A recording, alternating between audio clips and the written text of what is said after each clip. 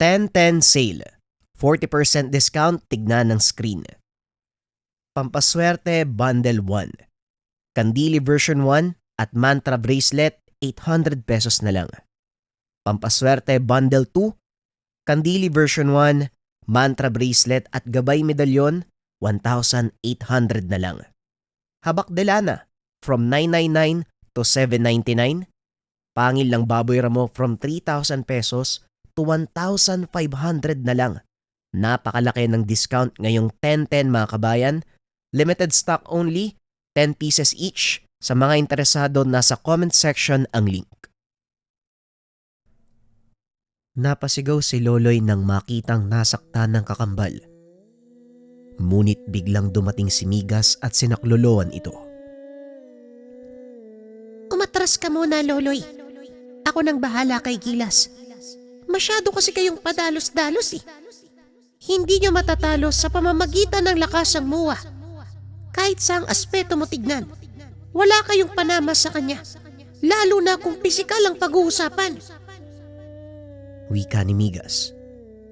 Dali-dali namang lumayo sa lugar si Loloy habang inuobserbahan ang kilos ng muwa. Gaya ng sinabi ni Migas, hindi niya matatalo ang lakas nito. Kaso nga lang wala ring maisip na paraan ng binata upang matanggal ang kadenang nakatali sa leeg ng nilalang. Maya-maya pa, nagawa ng pagalingin ni Migas ang tikbalang. Muling nagsama-sama ang tatlo at sa pagkakataong iyon, si Migas ang gumawa ng paraan. Malaki lang ang katawan ng mga muwa. Ngunit hindi sila ganun katalino. Madali silang maisahan. Ang kailangan lang, mahusay kang makipag-usap. At dahil tumatak na sa kanya na ikaw ang kalaban, Loloy, madali mong makukuha ang atensyon nito. Wika ni Migas. Kapag nakuha ko na ang atensyon niya, anong gagawin ko? Tanong ni Loloy. Mahilig makipag-usap ang mga muwa, lalo na kapag kayabangan ng usapan. Pilitin mo siyang magkwento tungkol sa kanyang sarili. Mag-iingat ka, Loloy. Hindi biro ang lakas ng nilalang na yan. Bagaman kulang sila sa talino, hindi naman mapapantayan ng taglay nila sa pisikal na lakas. Wika ni Gilas. Sa mga hindi nakakaalam, ang mga muwa ay malaking nilalang na may isang mata. Dahil sa taglay nilang lakas, sila ang ginagawang tagapagbantay ng mga lagusan patungo sa mundo ng mga engkanto o hindi naman kaya ng mga iniingatang yaman ng mga ito. Madalas ding naglilingkod ang mga muwa sa maharlikang Dalakitnon bilang tagagawa ng mga tahanan at iba pang gusali sa kanilang mga syudad. Paborito nilang kinakain ang mga palay, nakakagapas pa lamang, kaya madalas nilang ninanakawan ang mga tambubo o imbakan ng palay ng mga magsasaka. Ganun ba? Yun lang ba ang kailangan kong gawin? Tanong ni Loloy. Oo, yun lang. Kami nang bahalang magtanggal ng kadenang nakatali sa kanyang liig. Tama ang hinala mo. Napapasunod ng mga kalaban ng nilalang dahil sa nakataling kadena sa kanyang liig. Wika ni Migas. O sige, ako nang bahala. Mag-iingat kayong dalawa. Wika ni Loloy. Matapos ay kinuha nito ang atensyon ng muwa sa pamamagitan ng paghagis ng isang sakong palay sa daan. Nagkalat ang palay, kaya naman kagad napalingon ng muwa. Dali-dali itong tumakbo papunta sa binata. Akmang hahambalusin na sana ito ng hawak na puno, ngunit bigla itong natigilan dahil narinig niya ang sinabi ni Loloy. Muwa, naririnig mo ba ako? Oy, alam mo, may sinabi sa akin si Matias tungkol sa'yo eh. Grabe pala, ganun ka pala. Wika ni Loloy. Ibinaba ng muwa ang kanyang hawak at bagyang yumuko. Ano ang sinabi sa'yo ng magkukulam? Grabe talaga. Grabe yung sinabi niya eh. Pero kumalma ka muna ah. Pag-uusapan natin. Nahalata akong galit ka sa kanya. May problema ba? Tama ka. Galit nga ako sa taong yon. Niloko niya ako. Gamit ang mga sako ng palay. Ang sabi niya, mas marami pa ang makukuha ko kung isusuot ang gintong kadena. Pero nagsinungaling siya dahil wala naman akong nakuwang sako ng palay. At sa tuwing susubukan kong tanggalin ang kadena, nakukuryente ako. Ganun ba? Alam mo, kaya kitang tulungan eh. Pero bago yan, gusto ko malaman kung nasaan siya. Wika ni Loloy. Hindi ako naniniwala sa'yo. Mamaya, niloloko na naman ako. Napakahusay mo ha. Tama yan, hindi ka dapat nagtitiwala ng basta-basta. Pero kaibigan, maniwala ka sa akin. Dahil kaya kong tanggalin ang kadenang yan nang walang kahirap-hirap. Halika, lumapit ka dito. Ibubulong ko sa iyo yung sikreto. Tugon ni Loloy. Yumuko ang muwa. Kinuha naman ng 2 kakambalang pagkakataon upang umakyat sa leeg ng higante. Gamit ang kakayahan ng sabulag ni Gilas, hindi naramdaman ng malaking nilalang ang kilos ng 2. Nang masigurong nakapwesto na sa leeg ng muwa si Migas, muling kinausap ng binata ang higante. Ano? Papayag ka ba? Hindi kita nalinin lang. Kaya kong patunayan sa iyo ang sinabi ko. Wika ni Loloy. Habang kinakausap niya ito, patuloy naman si Migas sa paggawa ng paraan para makalas ang kadena sa leeg ng muwa. Paano ako makakasiguro na tutupad ka sa kasunduan? Tanong ng muwa. Napatingin si Gilas kay Loloy. Nagtanong ito gamit ang kanyang isipan. Loloy, anong kasunduan ang sinasabi niya? Basta mamaya mo na malalaman. Gawin niyo muna yung dapat niyong gawin dyan. Pag-uusap ng mga ito sa isipan. Muling ibinaling ng binata ang atensyon sa muwa. Tutupad ako sa kasunduan natin, maniwala ka. Kung gusto mo, sumama ka kagad sa akin eh. Napaisip ang muwa at naupo habang nakatingala sa kalangitan. Akala mo talaga may utak? Nag-iisip pa tong higanting to. Mangmang naman. Wika ni Migas sa isipan. Bagyang natawa si Loloy sa sinabi ng duwende. Ano? Papayag ka ba? Bakit ka tumatawa? O sige, pumapayag na ako. Tugon ng muwa. Napangiti ang binata. Sakto namang nakalas ni Migas ang kadena sa leeg nito. Ngayong malaya ka na, ituro mo sa akin kung nasaan ang pinaglulunggaan ni Matias. Maraming salamat. Pero sigurado ka ba sa gusto mong gawin? Delikadong kalaban si Matias. Kung nagagawa niyang pasunurin ang mga elemento, kayo pa kayang mga mortal? Mag-iingat ka dahil sa oras na lumampas ka sa lugar na ito, hindi na kita kayang tulungan.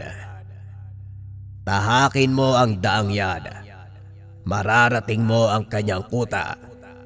Maraming nakabantay sa paligid, kaya manatili kang alerto.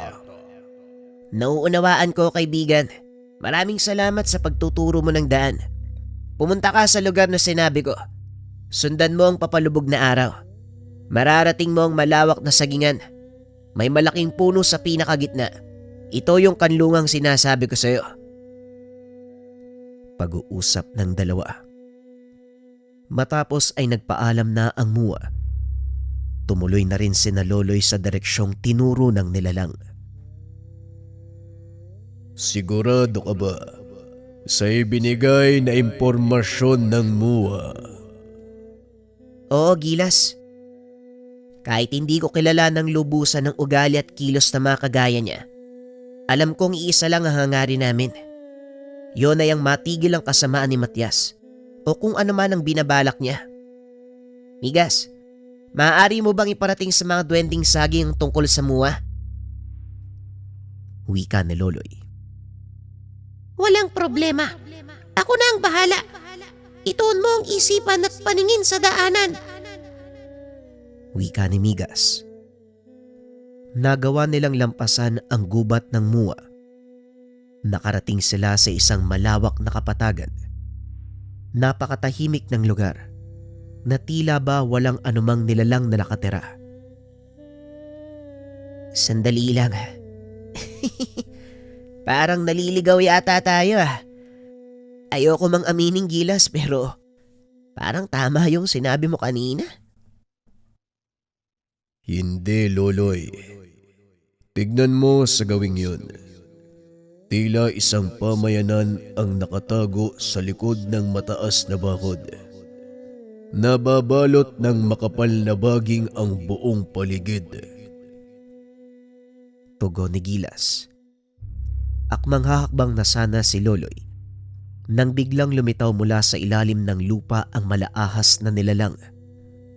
Isa itong uri ng engkanto na kung tawagin ay galmog. Tinamaan na ng lintik ko. Ano naman yan?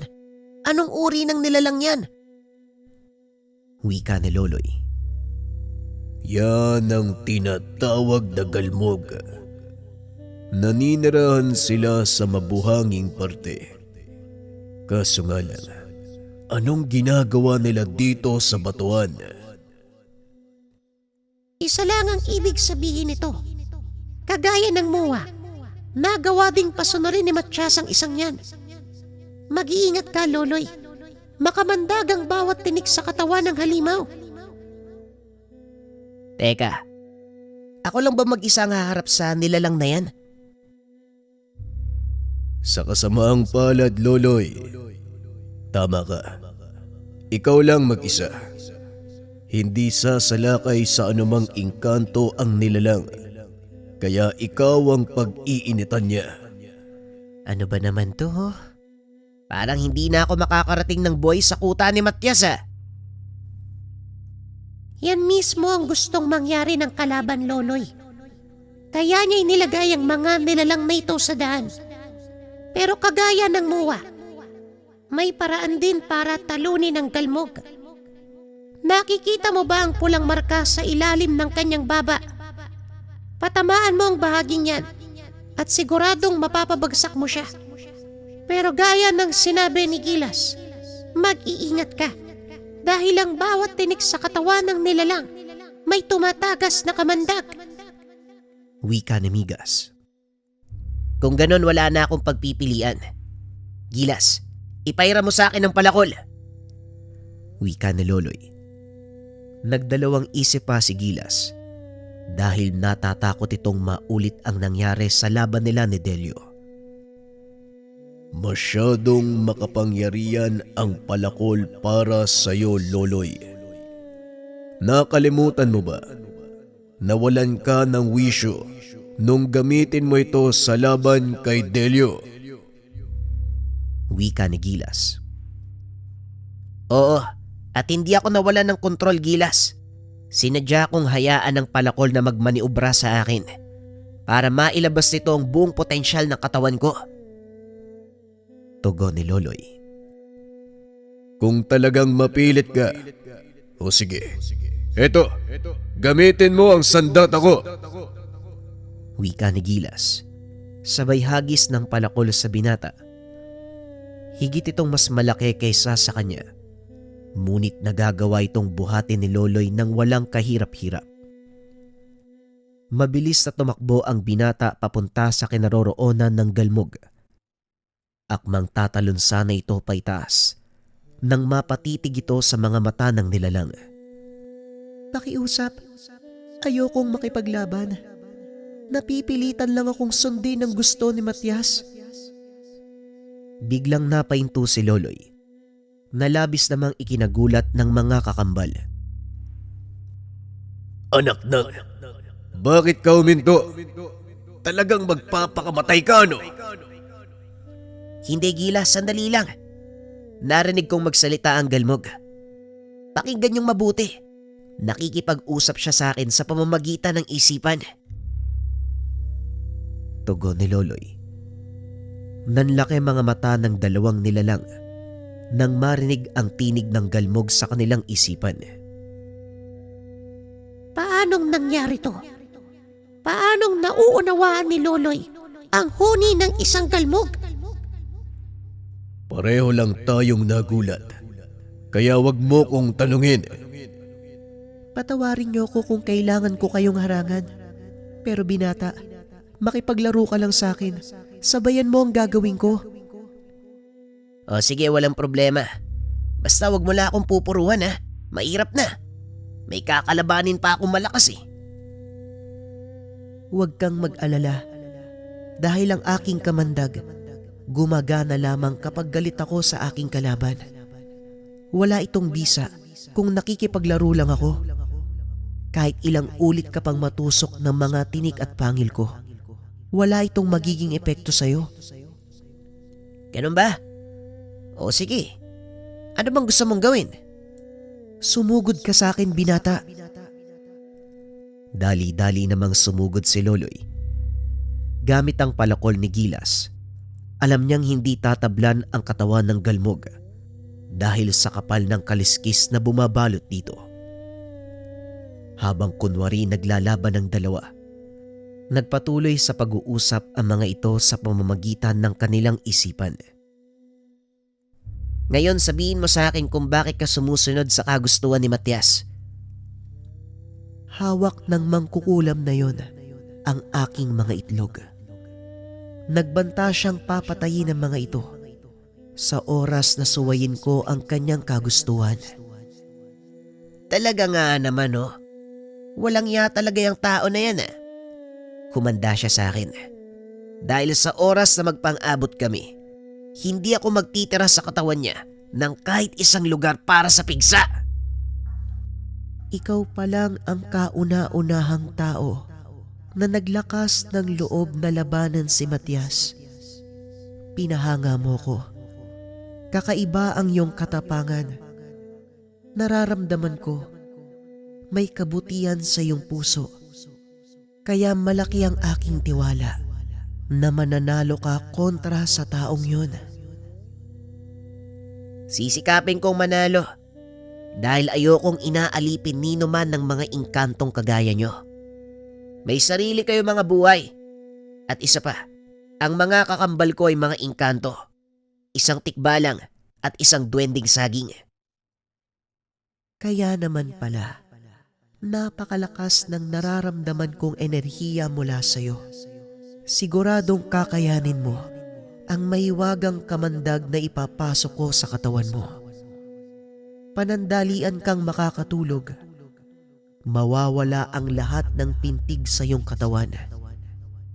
Ngunit sa oras na manumbalik ang iyong kamalayan, magbibigay ng panandali ang lakas ng katawan ng kamandag na pumasok sa iyong sistema.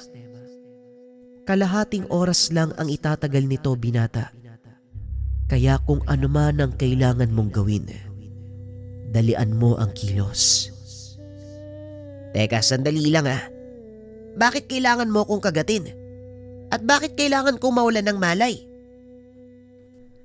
Ito lang ang paraan para makapasok ka ng mabilis sa kuta ni Matias. Ngayon kung handa ka na, eto na ang kamandag. Pag-uusap ng dalawa.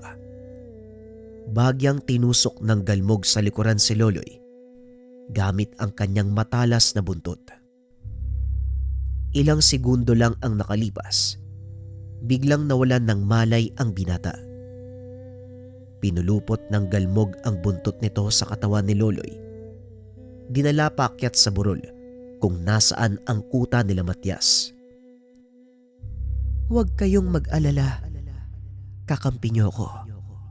Hindi ko hahayaang mapahamak ang binata. Hali kayo. Sundan niyo ang daang tinataha ko dahil puno ng patibong ang paligid." Wika ng galmog. Medyo mahabang lakaran ang ginawa nila Gilas, pero ligtas silang nakarating sa hangganan ng teritoryo ng galmog. Bakit tayo huminto? Anong problema? "Hanggang dito ko na lang kayo maihahatid. Ito na ang hangganan ng aking teritoryo. Mag-iingat kayo dahil mula dito, hindi ko na kayo matutulungan pa. Ibang engkanto ang nagbabantay sa lugar. Papalubog na ang araw, kaya kailangan ko nang umalis. Dahil mahahalata nila ang ginagawa kong pagtulong sa inyo. Lalo na kapag nakita ng mga bantay ang ginagawa ko." Nauunawaan ko. Maraming salamat sa tulong mo. Alam mo, maaari kang kumalas kay Matias kung gugustuhin mo. May ligtas na kanlungan para sa mga nilalang na kagaya mong galmog. Tama si Gilas. Maaari kang magtungo sa aking sangtuaryo. Doon sa lugar, walang ibang elemento ang nakakapasok. Maaari kang manirahan doon hanggat gusto mo. Salamat sa inyong alok. Pero sa ngayon, mananatili ako para panoorin ang pagbagsak ni Matias sa kamay ng binatang ito. Malaki ang tiwala kung mananalo siya. May kakaibang tapang ang kakambal niyo. Tapang na hindi mo makikita sa sino man. Ito ay ginagatungan ng kagustuhan niyang makatulong. Siguraduhin niyong magiging ligtas siya hanggang sa marating niyo ang hangganan ng teritoryo ng mga lintaak. Wika ng galmog. Matapos ay muli itong lumubog sa lupa. Wala pa ring malay si Loloy ng mga oras na yon, kaya minabuti ng dalawang engkanto na hayaan muna siyang magpahinga. Hayaan muna natin siyang magpahinga. 15 minuto lang naman ang itatagal ng kamandag ng galmog. Paniguradong maninibago si Loloy sa bago niyang lakas sa oras na magising siya. Hindi naman ako nag-aalala tungkol sa kalagayan ni Loloy. Alam kong kakayanin niyang lampasan ng mahinang kamandag. Kung naaalala mo, ilang beses na siyang kinagat ng makamandag na ahas sa sagingan. Pero nagagawa niya itong lampasan. Kung tutusin, pag pinagsama ang bilang ng mga ahas na yon, higit na nakakamatay ito sa ibinigay na kamandag ng galmog. Tugon ni Gilas. Samantala sa sagingan, patuloy na nag-aalala ang mga magulang ng binata. Maging si Don Rafael ay naroon na sa lugar. Hindi na rin mapakali sa kalagayan ni Loloy. Dapat hindi ako bumalik eh. Ang mabuti pa siguro, sundan ko na ang batang yon. "Tatay, sasama po ko kung aalis ka." Hindi maaari, Cassandra. Delikado ang lugar na yon. Hindi natin alam ang maaaring kaharapin. Pag-uusap ng dalawa. Kaso nga lang bigla itong naputol nang sumagot si Mang Belo. Ang mabuti pa, kapwa kayo manatili dito. Alam kong malakas ka, Rafael, at kaya mong makipagsabayan sa mga aswang. Pero mukhang kakailanganin ng lugar na ito ang proteksyon mo. Wika ni Mang Belo habang tinuturo ang kalangitan. Nanlaki mga mata ni Don Rafael nang masipat ang mga lumilipad na nilalang. Mabaging langit. Ano ang mga yan? Tanong ni Don Rafael. Sa palagay ko, kubot ang mga yan, Rafael. Magsipaganda kayo. Cassandra, pumasok ka ng tahanan. Isarado mo ang pintuan. Hindi naman sila basta-bastang makakapasok sa sagingan, hindi ba? Duda ako, Rafael. Dahil ang ginawang proteksyon ng mga duwendeng saging ay gagana lang sa mga engkantong may masamang tangka sa lugar. Hindi ako sigurado kung iepekto ito sa mga aswang na kagaya ng kubot. Wika ni Mang Belo. Anong pinagkaiba nila sa mga pangkaraniwang aswang? Tanong ni Don Rafael. Ang mga kubot ay hindi gumagamit ng orasyon para magpalit ng anyo. Hindi kagaya ng mga pangkaraniwang aswang. Kailangan nilang mag-usal ng isang dasal o gumamit ng bertod para magpalit ng balat. Sa makatuwid, may likas na katawan ng mga kubot na may hahalin tulad sa mga tao, kaya hindi tatalab sa kanila ang depensa sa lugar na ito. Pagpapaliwanag ni Mang Belo. Ganun ba? Mukhang masusubukan na uli ang lakas ko sa pakikipaglaban. Mang Belo, naitago mo ba ang panabas ko? Oo, naitabi ko ang sandatang yon. Siguro nga ito na ang tamang oras para muli kang magbalik, Rafael. Tugon ni Mang Belo. Dali-dali tong tumakbo papasok ng kubo. Kinuha ang panabas ni Don Rafael. Ang panabas ay isang uri ng itak. Ginagamit ito ng mga katipunero noong panahon ng Rebolusyon. Dahil sa katamtamang bigat, pati na rin sa talas, hindi mahirap na iwasiwas ang panabas dahil sa saktong haba at balanse ng talim. Kaya naman mas madali itong pag-aralang gamitin kaysa sa ibang mababang uri ng itak. Nang makabalik ang matanda, inabot nito ang sandata kay Don Rafael.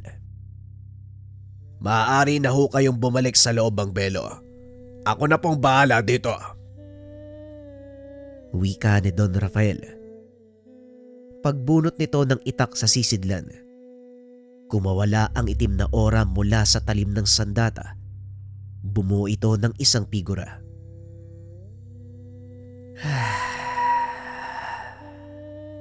Ngayon mo lang uli na isipan. Nahawakan ng panabas mo, Rafael. Matagal na panahon tayong hindi nakipagsagupan. Ang buong akala ko, tuluyan mo na akong nakalimutan. Wika ng nilalang. Yun din ang akala ko, Ligom. Matapos ang huling laban natin, hindi ko na inisip na mahahawakan ko pa uli ang sandatang ito. Ang totoo, hindi ko na pinangarap eh. Pero wala tayong magagawa dahil tawag ng pangangailangan ang nagsabi. Wika ni Don Rafael. Ganun pa man, handa pa rin akong makipaglaban sa tabi mo. Ikinagagalak kong muling makita ang aking Panginoon. Gayon din ako, kaibigan kong dalakit noon. Maganda ka na. Magsisimula muli ang digmaan. Tugon ni Don Rafael. Si Ligom ay isang maharlikang mandirigma. Mula sa angkan ng mga dalakit nun, makapangyarihang engkanto ang gabay ni Don Rafael. Sa kasalukuyan nilang antas, kampante ang Don na magagawa nilang protektahan ang buong sagingan. Naipakalat ko na sa paligid ang ilan sa aking mga alaga. Ano ang susunod nating plano? Wika ni Ligom. Mananatili tayo dito, Ligom. Ipagtatanggol natin ang tahanang ito at ang mga taong nasa loob ng kubo. Areglado. Walang problema, amo. Wika ni Ligom. Bumunot na ito ng kanyang sandata. Sa pagkakataong iyon, isa-isang bumulusok ang mga kubot. Sa isang wasiwas ng karit ni Ligong, marami sa mga kalaban ang nalagas. Dali-dali namang sinugod ni Rafael ang mga nilalang na nakaabot sa lupa. Tuloy-tuloy na nakipagsagupaan ang dalawa. Habang sina Cassandra naman, pinapanood kung paanong makipaglaban ang kanyang ama. Tignan mo ang bangis ng iyong ama, Cassandra. Sinong mag-aakala na ang Don ay may ganyang abilidad sa pakikipaglaban? Hindi ko inaakala na ganyan pala kagaling sa pakikipaglaban si Papa. Wika ni Cassandra habang nakikipaglaban ang mga ito. Nagdatingan naman ang ilan pang mga engkanto. Kasama dito ang Mua at mga kapring nananahan sa lugar. Tignan mo ang mga paparating, Rafael. Mukhang makikiisa sila sa ating digmaan. Tama ka, Ligob. Kaya sugod lang. Huwag titigilan ng mga kalaban. Walang ititirang buhay. Samantalang sa panig naman nila Loloy, unti-unti nang nagkamalay ang binata. Inalalayan ito ni Gilas upang maiupo. Inihipa naman ng pulbos ni Migas ang ulo ng bata para tuluyan itong magkamalay. Mabuti naman at nagkamalay ka na. Kumusta ang pakiramdam mo, Loloy? Nandito tayo sa teritoryo ng mga lintaak. Wala kang dapat alalahanin dahil hindi natin kalaban ang mga nilalang na ito. Nakipag-usap na si Migas sa kanila. Anumang oras, maaari nila tayong padaanin. Mabuti naman kung ganun. Wala ka nang dapat alalahanin. Maayos na rin yung kondisyon ko eh. Medyo masakit lang ng kaunti ang ulo. Pero mawawala din naman to maya-maya. Tugon ni Loloy. Maya-maya ay bumalik na si Migas. Nakangiti ito, kasama ang isa sa mga lintak. Pumayag silang dumaan tayo, pero humingi sila ng kabayaran. Wika ng duwendeng saging. Kaagad namang kumapa sa bulsa si Loloy dahil naalala nito. May naisilid siyang kaperasong tipak ng gintong kadena mula sa leeg ng Mua. Eto, sapat na ba ang tipak na to bilang kabayaran? Tanong ni Loloy. Nanlaki mga mata ng lintak nang makita ang tipak ng ginto. Oo, sapat na ang isang yan. Makakadaan na kayo, pero bilisan niyo ang kilos. Dahil baka makita tayo namang kukulam. Tugon ng nilalang. Sa mga hindi nakakakilala, ang lintak o leprechaun sa salitang Ingles, uri ng mga engkantong mahilig sa ginto o anumang kumikinang na bagay, kaya madali itong napapayag ni Migas. Maraming salamat, kaibigan. Halika na, Gilas! Dali-daling tumakbo ang tatlo papunta sa hangganan ng teritoryo ng mga lintak. Paglampas nito, tumambad sa kanila ang pasukan ng kuta ni Matias. Nandito na tayo. Mukhang wala ng atrasan. Handa ka na ba, Loloy? Tanong ni Gilas. Handa na ako, Gilas. At sinong may sabing aatras pa ako? Tugon ni Loloy. Naglakad ang tatlo papasok ng kuta. Napansin ng mga naroon ang binata at kagad sinita. Paglapit pa lang ng isa sa mga ito, biglang tumilapon nang hambalusin ni Gilas gamit ang kanyang palakol. Dahil dito, biglang nagkagulo. Pinalibutan ng mga kalalakian ng binata at isa-isang sumugod. Nakatayo lang si Loloy habang si Gilas naman pinaghahataw ang mga ito ng palakol. Laking pagtataka ng mga kalaban dahil hindi nila nakikita kung sino ang may gawa dahil na din sa taglay na sabulag ng tikbalang. Nasaan si Matias? Lumabas ka, duwag! Wika ni Loloy. Biglang tumahimik ang paligid. Nagsipagtabihan ang mga kalalakian. Naramdaman ni Loloy ang malakas na pagyanig ng lupa na tila may malaking nilalang ang papasugod. Nanlaki mga mata nito nang makita ang isang higanteng kalabaw. Sa lahat naman ng engkantong makakalaban natin, bakit ang bawa pa? Loloy, atras! Wika ni Gilas. Ngunit hindi natinag ang binata. Nanatili ito sa kinakatayuan hanggang sa bigla nitong naramdaman ang unti-unting pagkapal ng kanyang balat. Naglabasan mula sa kanyang braso ang makapal na kaliskis na may hahalintulad sa baluti ng galmog. Nabalot din ito ang kanyang katawan. Ang mga siko ng binata, naglabasan naman ang makamandag na tinik. Sinalubong ng binata ang bawan ng malakas sa suntok. Nayanig ang katawan nito sa lakas ng pagkakatama. Bahagyang napatras ang nilalang. Umiling-iling na tila nahihilo. Akmang susugod pa sana ng kusang bumagsak ang kanyang katawan. Hindi makapaniwala si Gilas nang makitang tinalo ni Loloy sa pamamagitan ng isang suntok ang mabangis na bawa.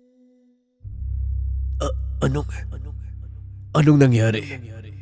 Paano? Dahil yon sa kaliskis ng galmog.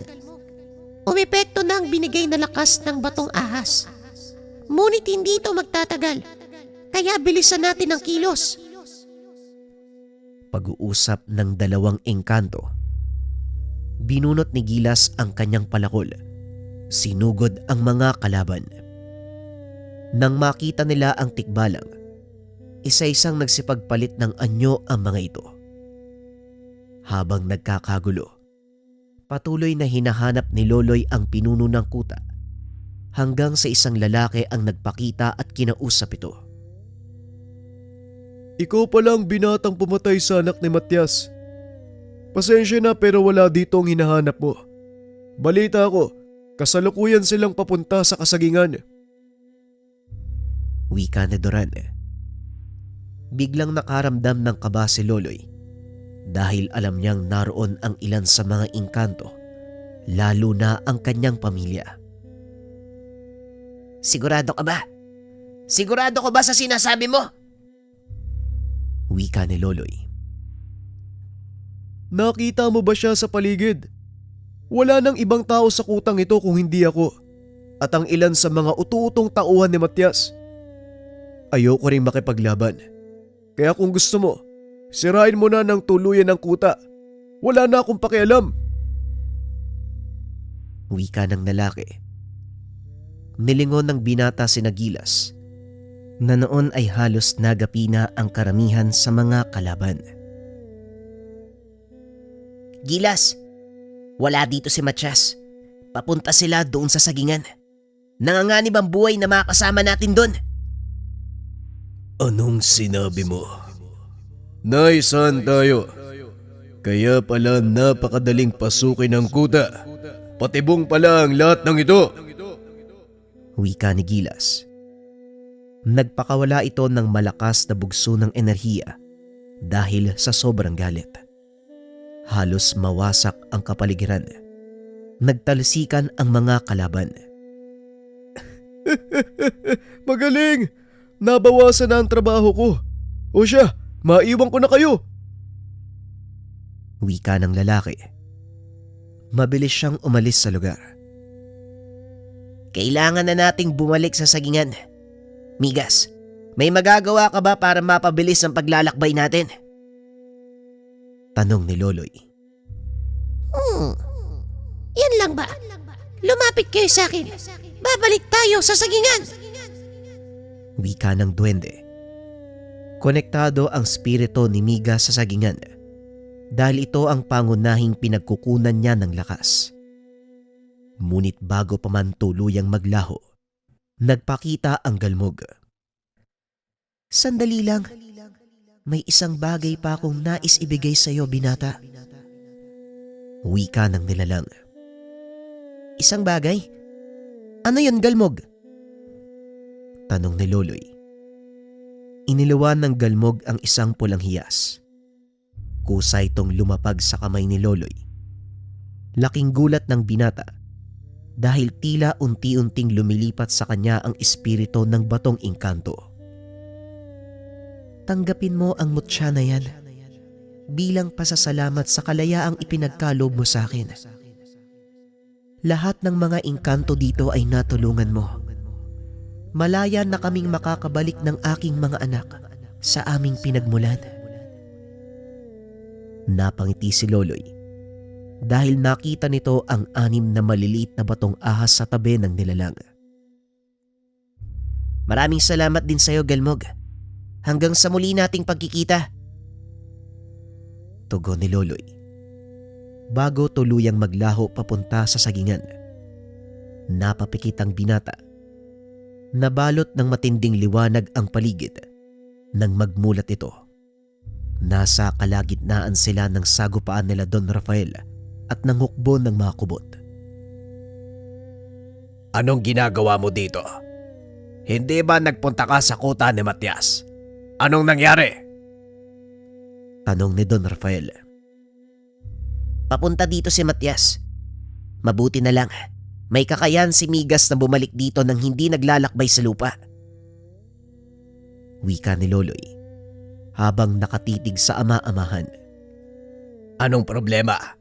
Bakit ganyan ka makatingin? Tanong ni Don Rafael. Wala ho, Papang. Naninibago lang ako. Noon kasi ang nakikita ko lang na hawak mo panulat sa papel. Pero ngayon hindi ko lubos sa kalain. Hahawak ka ng panabas.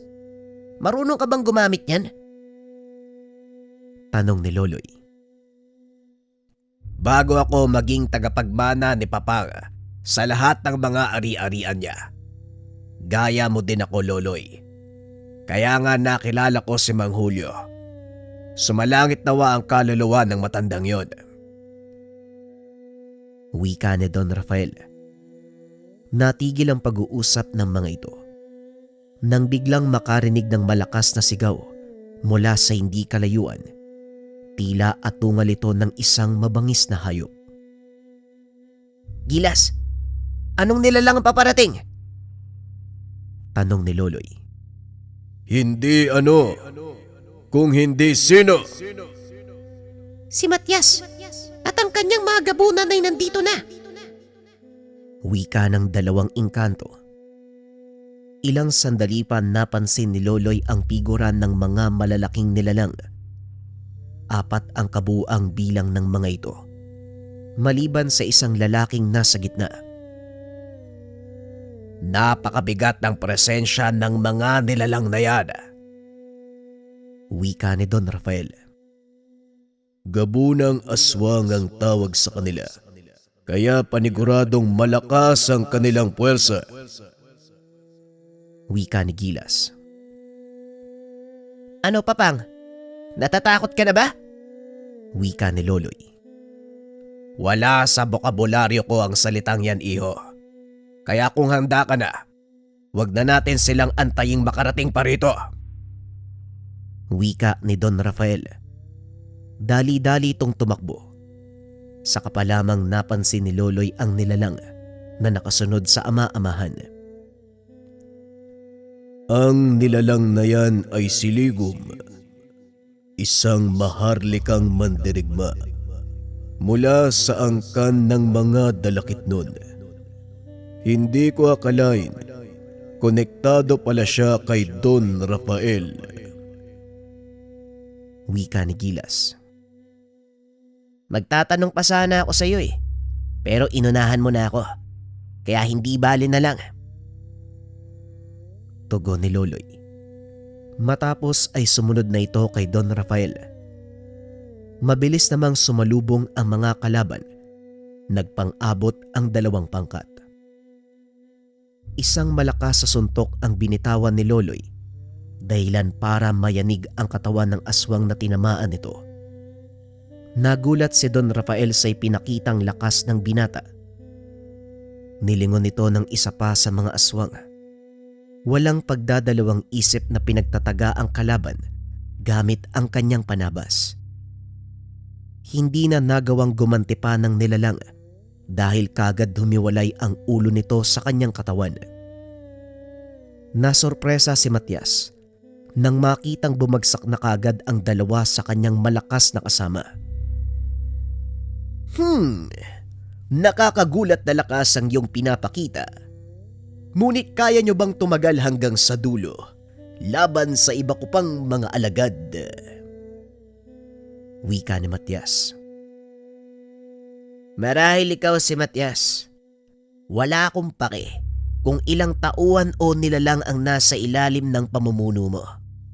At dahil pumasok ka sa aking teritoryo, sisiguraduhin kong hindi ka makakalabas ng buhay. Tugon ni Loloy. Ikaw siguro ang binatang pumatay kay Delio. Aaminin ko, humanga ako sa angking mong lakas nung araw na sagupain mo ang aking anak. Pero hindi ko yun mapapalampas. Pagbabayaran mo ang pagpatay mo sa kanya. Wika ni Matias. Oo, tama ka. Ako nga ang pumatay sa anak mo. Pero hindi naman ako ganong kalakas. Mahina lang talaga yung Delio na yun eh. Sa makatuwid, puro lang siya salita. Tugon ni Loloy. Hindi na ako magugulat pa kung nagyayabang ka ng ganyan. Sa nakikita ko sa'yo, nagawa mong talunin ng isa sa mga alipin kong galmog. Itatama lang kita sa sinasabi mo pero hindi ko tinalo ang alaga mo. Kung hindi naging magkaibigan kami. Pinagkalob niya sa akin kung ano ang nakikita mo ngayon. Isang mortal na makikipagkaibigan sa isang engkanto. Ngayon lang ako nakarinig ng ganyang bagay. Kaya ang masasabi ko lang, isang malaking kalokohan ang sinasabi mo, ulupong. May sira naman pala yung ulo mo eh. Anong kalokohan? O sige, para hindi ka na kumbinsi ng matagal, bakit hindi mo ako subukan nang ikaw mismo makapagpatunay? Talagang hinahamon mo ko. Ako sa'yo, Tutoy, mag-isip kang Hindi na naituloy ni Matias ang sasabihin dahil bigla na lang tumama ang kamao ni Loloy sa kanyang bunganga. Para kang babae. Ang dami mong satsat! Wika ni Loloy. Tumalsik palayo si Matias na kaagad namang sinundan ni Loloy. Hindi pa man ito nakakatayo. Nakita na naman niyang paparating ang kamao ng binata. Sa pagkakataong iyon, isang malakas sa suntok sa pisngi naman ang ibinigay ni Loloy, dahilan para sumubsob ang mukha nito sa lupa. Sa dalawang magkasunod na atake, napagtanto ni Matias na wala siyang laban kay Loloy sa mano-manong labanan.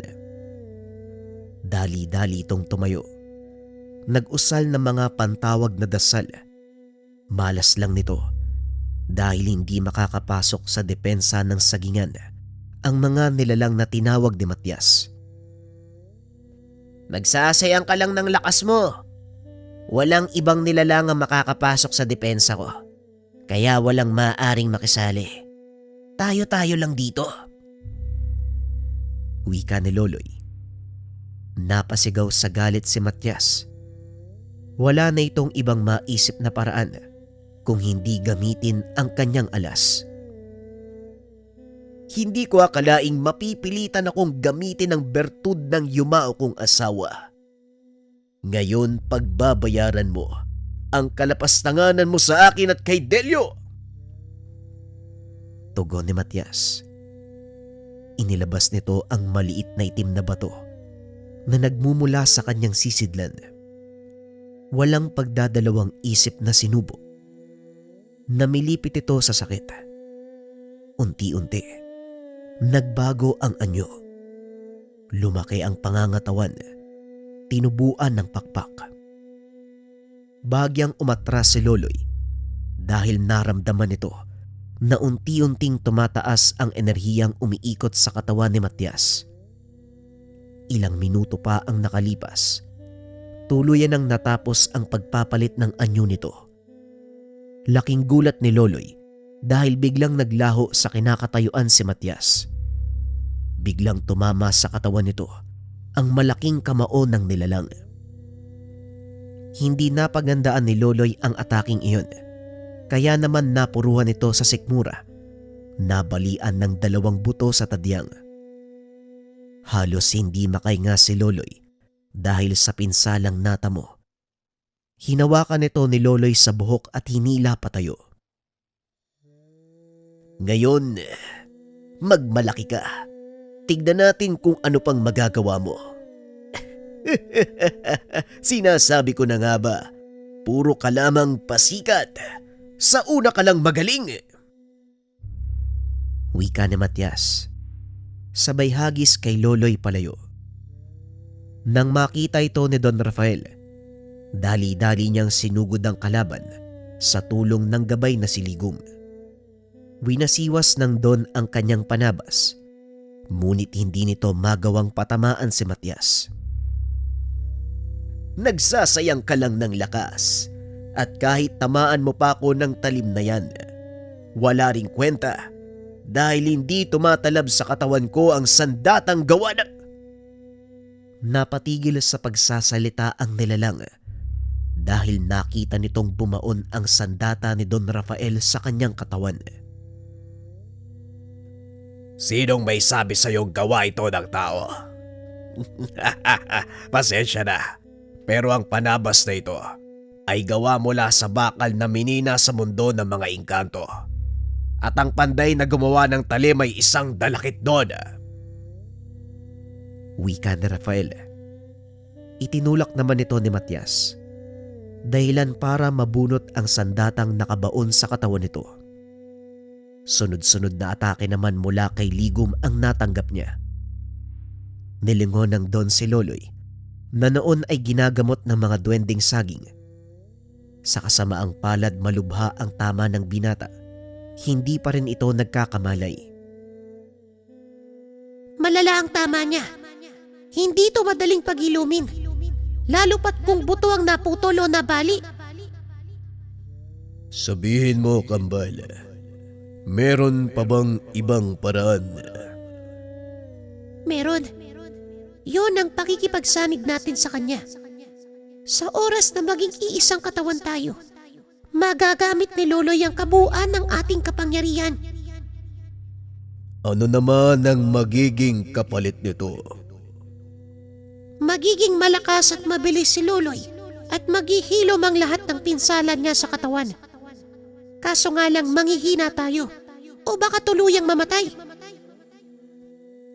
Kung para sa ikabubuti ng lahat, handa akong magsakripisyo. Ganon din ako, Gilas. Wala namang mawawala sa atin kung hindi lakas. At isa pa, para din ito sa nakararami. Sige na, Kambal. Gawin na natin! Pag-uusap ng 2 engkanto. Nagpasya ang mga ito na sumanib sa katawan ni Loloy para mapalabas ang buong potensyal. Unti-unting gumaling ang pinsala sa katawan ni Loloy. Ilang minuto ang nakalipas.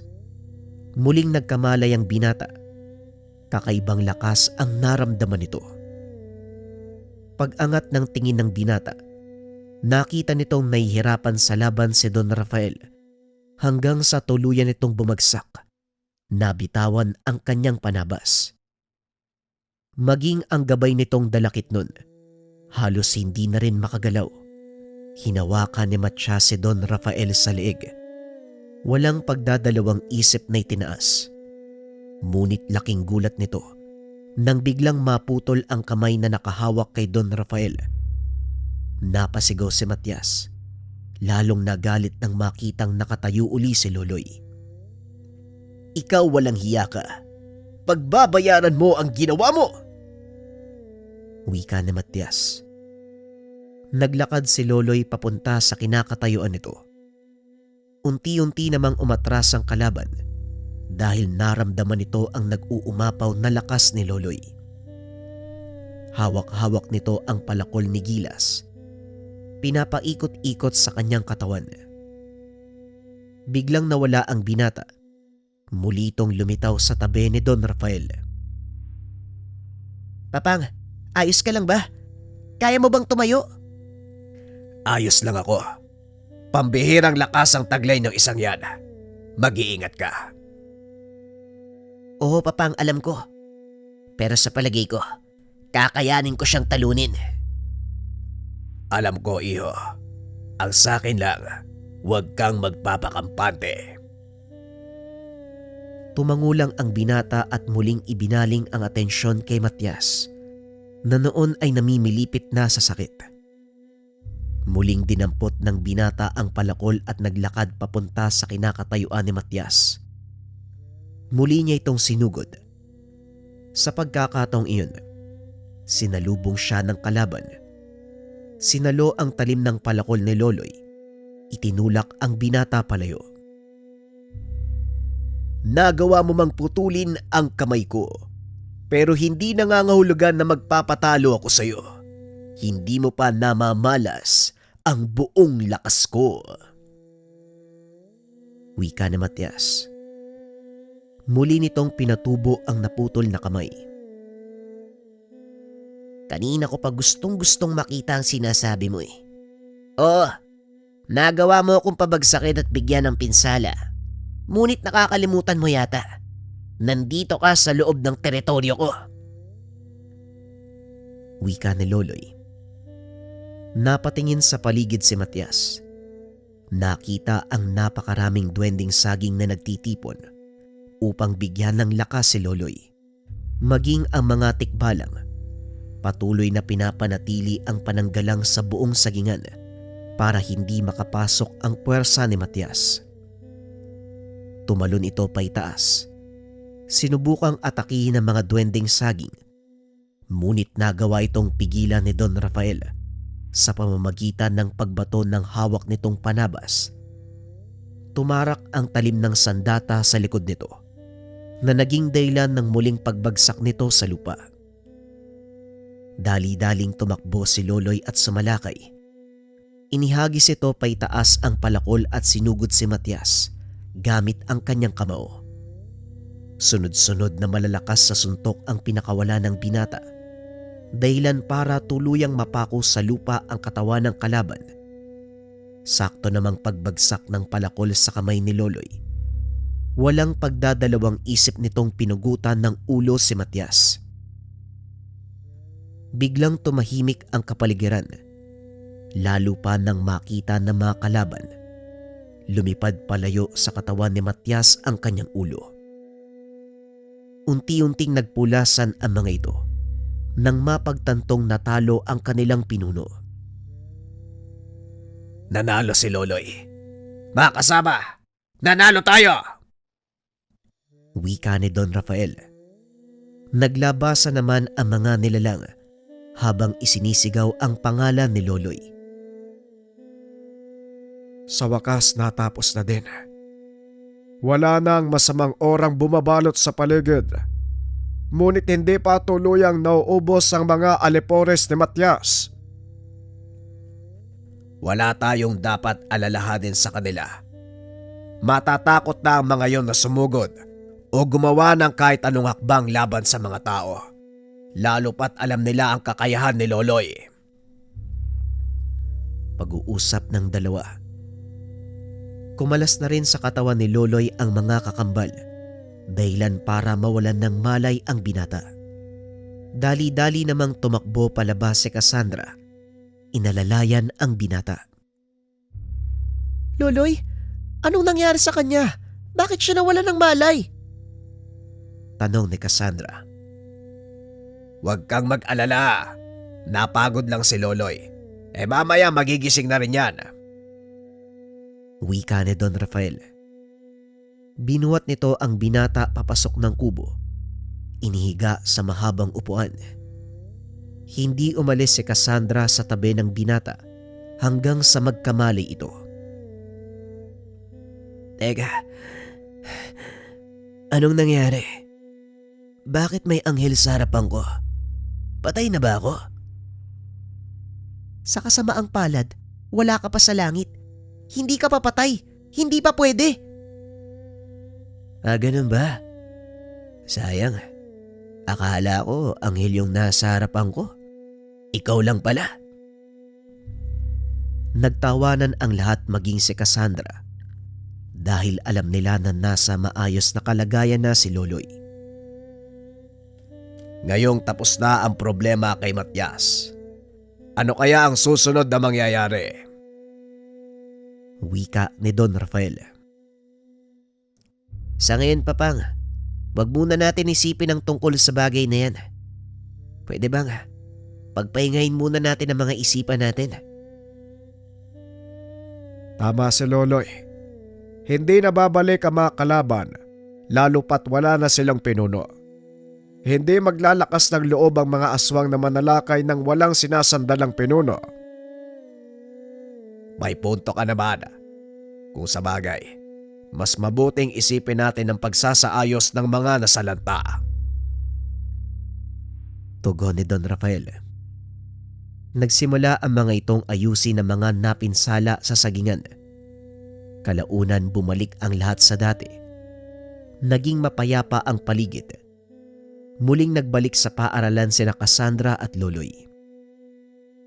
Masaya ang binata dahil nagawa nitong tuparin ang kahilingan ni Don Rafael na magkaroon ng normal na pamumuhay, ang anak na si Cassandra. Sa paglipas ng mga taon, tuluyang ipinagkatiwala ni Don Rafael ang sagingan sa binata, maging ang ilan sa ari-arian nito. Pinapatakbo ng mag-asawang si Loloy at Cassandra. Pasensya na kayo kung maaga kong binitawan ng responsibilidad bilang tagapamahala ng lahat ng ito. Gusto ko kasing maalagaan at makitang lumaki ang magiging apo ko sa inyong dalawa. Wika ni Don Rafael. Natupad ang kahilingan ng Don. Nabigyan siya ng 2 makulit na apo. Nasabi ng matanda na naging makabuluhan ng kanyang buhay dahil natupad ang lahat ng kanyang nais mangyari. Samantalang si Loloy naman ipinagpatuloy ang nasimulan. Prinotektahan ang sagingan na naging sangtuaryo ng iba't ibang mga elemento, lalo na ng kanyang mga kakambal na tikbalang at duwending saging. Hindi man naging madali ang katungkulang iyon para sa kanya. Kailangan niyang pagsabayin ng pag-aalaga sa sagingan, maging ang ibang ari-arian. Naroon naman si Cassandra na laging nakasuporta sa kanya. Masaya si Loloy sa naging takbo ng kanilang buhay. Masasabing sulit ang lahat ng ginawa niyang sakripisyo nang minsan niyang harapin ang isang mangkukulam at talunin sa tulong ng kambal na tikbalang at duwending saging. Maraming salamat sa pakikinig ng ating kwento, mga kabayan. Abangan pa mga susunod na storya sa ating channel. Paalam.